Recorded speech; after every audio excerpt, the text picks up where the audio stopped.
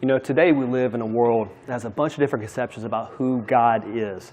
Actually, if you went to the man on the street and asked him about God, you might get a bunch of different responses. Like, well, which God are you talking about? Are you talking about the God of the Bible, the God of the Quran, one of the Hindu gods or Buddhist gods?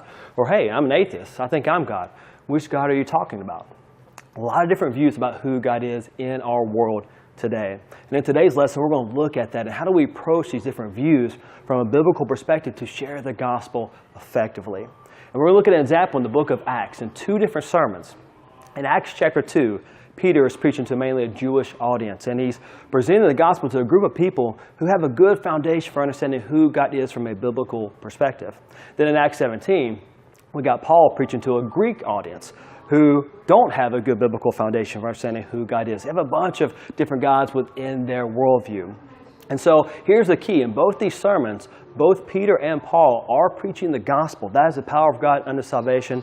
That does not change. But how they present it is different based on who they are talking to. So we got to understand as we preach the gospel today, we need to understand who our audience is. We see that example in the book of Acts. We'll see that today.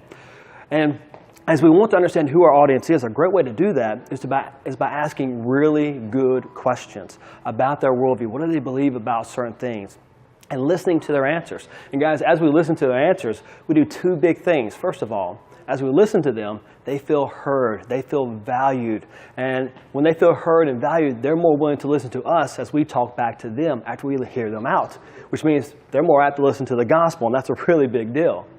And then also, as we listen to them carefully, we can get a good idea about where they're coming from, what they actually believe, so we know how to approach them with the gospel.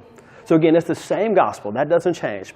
But how we approach a particular person with the gospel may vary based on their particular worldview. So that's what we're looking at today, understanding that perspective, giving good answers to get to the answer, Jesus Christ.